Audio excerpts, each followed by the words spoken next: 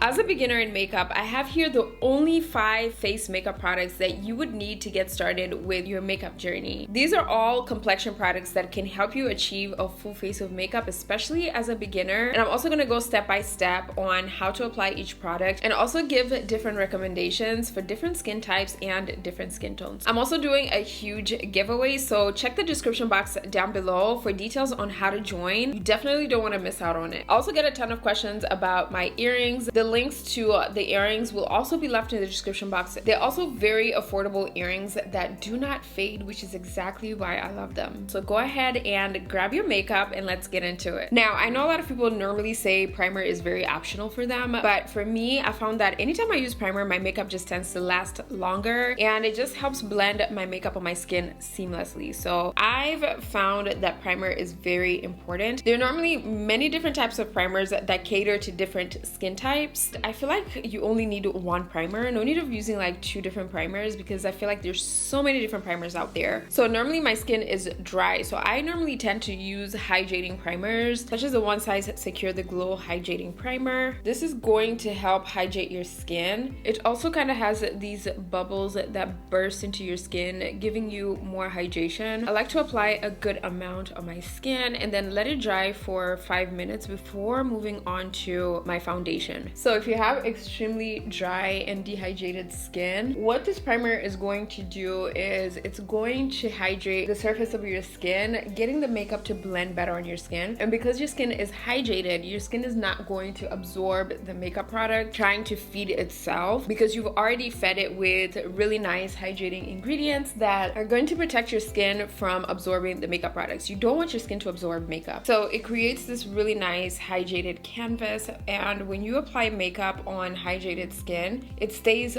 on the surface of your skin. Now, say you have oily or combination skin or skin that just tends to sweat a lot. I find primers that help to blur your pores or minimize the appearance of your pores really good options for oily and combination skin. One that I found is the Milk Pore Eclipse Mattifying Primer. So this is the black bottle. They do have the stick as well. You can use that around your T-zone area, the areas where you get oily. But this primer right here is perfect for helping to minimize your pores. When you minimize your pores, you're preventing your pores from producing too much oils or sweat, and that's what tends to move your makeup around during the day. So you want to help fill in your pores with something that's not going to clog it, because this primer is non-comedogenic. As you can see, this primer doesn't have a glowy finish compared to this one that I just applied that gives you more of that moisturized, glowy, radiant finish. Now, depending on your skin type and the type of coverage you're going for, that's what's going to determine the type of foundation that you would need. I personally think foundation is one of the only 5 face products you would need. So foundation really helps to unify your skin. So it hides discoloration, any like wrinkles, darkness, any things that you have on your face that tend to peek through, and it really just helps your face look like one tone. There's so many different foundations out there. If you're going for a very light coverage, everyday type of makeup look, then I would recommend getting a skin tint such as this Danessa Myricks Serum Skin Tint. This is really going to help hydrate your skin. It's going to help smoothen your skin, and I love this because it's more of a correcting skin tint. Now, this is more of a light coverage product. It does have a little bit more coverage than your typical skin tints because it is also supposed to correct your skin. It's also ideal for all skin types, and it's also a product that you can use your fingers to blend it out because that is how lightweight this product is. Now, the reason why I would recommend using your fingers to apply is because you get the most coverage when you use your fingers, because your fingers are not going to absorb too much of the product. And as you can see, it's helped to cover up discoloration on my skin. It still leaves my skin looking very natural and healthy and glowy. So if you're somebody who struggles with like eczema, or you just find that foundations tend to clog your skin, I feel like opting for a skin tint like this one would be perfect for you. Now, of course, skin tints are not going to work for everybody. If you're looking for something lightweight, hydrating, but gives you a little bit more coverage, more of like a medium coverage, this Patrick Ta Major Skin Foundation is really good. It's also a very lightweight foundation and gives you a natural luminous finish. But if you're somebody who leans towards more oily and combination skin and you're not really looking for something luminous, then you want to opt for something that's going to give you a soft matte finish. And the Armani Beauty Luminous Silk Foundation has been been my favorite for years. If you're going for like a flawless matte finish, but still looking for a little bit more on the medium coverage. So this foundation is perfect if you're looking for something that is not too luminous, not too oily. You want something that stays on your skin, looks very natural at the same time, doesn't make you greasy. And as you can see, this one has a little bit more of a thicker consistency because it's less lightweight and doesn't really give you a hydrated luminous finish. It gives you more of like a soft matte finish. Matte foundations tend to have a little bit of a thicker consistency because they're not supposed to slide on your skin. They're supposed to really stay put on your skin. Now, I do think concealer is the third face product you would need because it helps to hide discoloration and to help brighten up your skin. And that can help elevate your entire makeup look. So for concealer, I really love these HAUS Labs Triclone Skin Tech concealers because they tend not to crease under your eyes. They're very much like a skincare makeup hybrid because they help to keep your under eyes hydrated at the same time, help to conceal darkness and discoloration. Now, depending on how much darkness you have under your eyes, it will determine the shade of concealer to use. I'm gonna go in with the shade Medium Deep Golden because this is the perfect shade to help cover up discoloration under my eyes before I go in and brighten it up.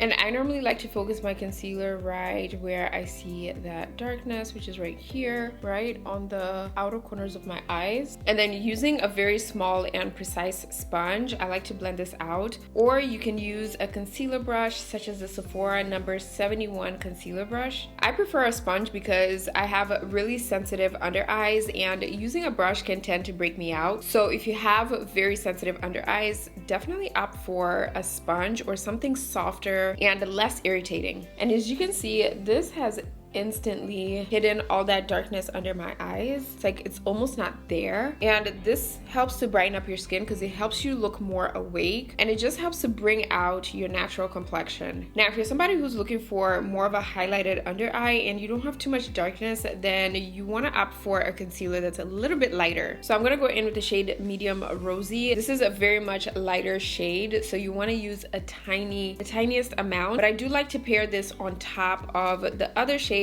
just to make sure I'm covering up darkness with this first shade and then going in with a lighter shade to help highlight under my eyes. Now, using two shades is definitely optional. It just all depends on your skin and the look you're going for. Now, you do also want to place a little bit of this concealer at the center of your face. This is normally the part of your face where light reflects, so you want to add something lighter to bring back that natural reflection. And doing this is also going to add back dimension to your face because once we apply that foundation, that dimension completely disappeared, and now you can see the center of my face is lighter and the perimeter of my face is slightly darker. Now, as we can see, we've covered up discoloration on our face, but we just need a little pop of color, and that's where blush comes in. I do feel like blush is one of the 5 that you would only need as a beginner because it helps to add color to your skin. It really helps to give you a natural look because our natural skin has a little bit of color, different shades of brown, but it still has a little bit of warmth, maybe a little bit of coolness. It has some type of color, so that's what blush brings back. Now, there's so many different blushes out there and there've been so many different blush launches that it gets so confusing to know like, okay, which blush do I need and what's gonna work for my skin? I'm gonna break down a few different blushes and who needs what. So if you're looking for a very lightweight, very natural blush, you have dry skin and you tend to find blush to be patchy on your skin, then you might want to opt for a liquid blush. A really good one that I've recently tried is the Unreal Liquid Blush by Hourglass. This is a really nice blush if you have dry skin and you find blush to be patchy because it's a liquid, so it really applies on like very similar to a lightweight foundation. They also come in many different shades for different undertones as well, which is why I love the variation of these blushes. But if you're somebody who doesn't necessarily find blush to appear patchy on your skin, but you just find it not to last long, then you might want to opt for a cream blush. And I've been using this Cheek Kiss blush by Milani for years now. I recently refilled a bunch of them. This is in the shade 140. It's the perfect pink blush with a little bit of mauve. This works perfectly as a base for your powder blush, and it also works really well if you're looking for your blush to last longer on your skin. Now, if you're somebody who has extremely oily skin or really sweaty sweaty skin and you'd like to stick to your powder product, I understand.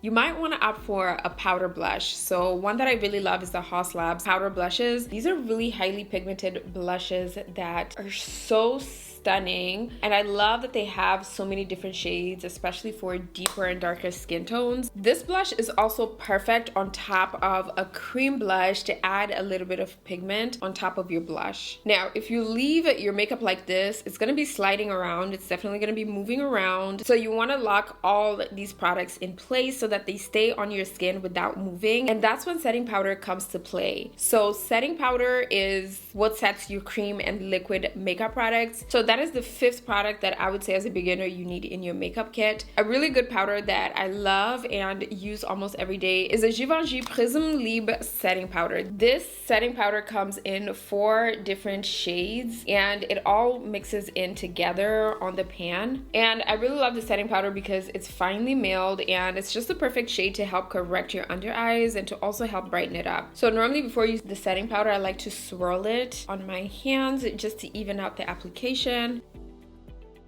And then you want to go in and set your under eyes. And as you can see, this is an extremely blurring setting powder. It also gives my skin a matte finish. It literally absorbs all the oils on my skin, giving my makeup look more of a natural look. Now, I know the setting powder can be quite expensive. It's expensive. So I have the perfect alternative, which is also a go-to for me. It's the Wet n Wild Photo Focus setting powder. This is more of a translucent setting powder, very different from the Givenchy, where you get 4 different shades, some to correct and some to brighten up. This is only a shade that's gonna help brighten up your under eyes. This setting powder is also a finely milled setting powder, and because the shade is quite light, I do like to only set my under eyes, and then whatever's left on the powder puff, I just gently press that on the areas of my face that are oily. And as you can see, this also helps to perfectly absorb oils on my skin, very similar to the Givenchy. And this is how you want to set your cream and liquid products in place, because it's going to help your makeup last longer and it's going to give your makeup look a nice skin-like finish. Now, face makeup products are not the only products that you need as a beginner. You also need to learn eye makeup, and that's why you really have to watch this video, because in this video I break down all the eye makeup products that you would need and how to use each one. KLJ, welcome to a channel where it's poppin'.